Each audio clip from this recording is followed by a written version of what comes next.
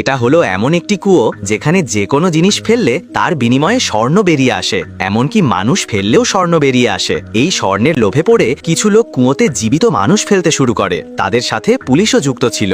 একদিন কুয়োতে কিছু না আসায় কুয়োটি রেগে জীবিত মানুষ ধরার জন্য একটি ডাইনি পাঠায়। তখন একজন মহিলা বলে, আমাদের ডাইনি থেকে নজর সরানো যাবে না, না হলে ডাইনি আমাদের কুয়োতে নিয়ে যাবে। তখনই হাবেলদার ভয় পেয়ে পালানোর চেষ্টা করে। এতে ডাইনিটি তাকে বর্ষ করে দেয় আর সেখান থেকে চলে যায়। এরপর তিনজন দেয়ালের দিকে তাকিয়ে দেখে সেখানে লেখা ছিল, তোমাদের কুয়োকে ক্ষুধার্ত রাখা উচিত নয়। তখন পুলিশ অফিসার বলে, এই কুয়োর খিদে মেটানোর জন্য গ্রামের সমস্ত লোক চাই। একজন মহিলা বলে, এটা অসম্ভব, কারণ কার মৃত্যু কখন এটা কেউ জানে না। তখন অফিসার বলে, সবাইকে একসাথে মারতে হবে। এরপর তারা কৌশলে গ্রামের সবাইকে একত্র করে একটি বৈদ্যুতিক খুঁটি গ্রামবাসীদের ওপরে ফেলে দেয়। এতে সবাই পরপারে চলে যায়। এরপর অফিসার তার দুই মহিলার সাথে লাশগুলোকে কুয়োতে ফেলে দেয়। এর বিনিময়ে কুয়ো তাদের অসংখ্য স্বর্ণ দেয়। কিন্তু অফিসারের লালসা এখানেই থেমে থাকেনি। সে তার সাথে থাকা দুই মহিলাকেও কুয়োতে ধাক্কা দিয়ে দেয়। এর একাই সমস্ত স্বর্ণের মালিক হয়ে যায়।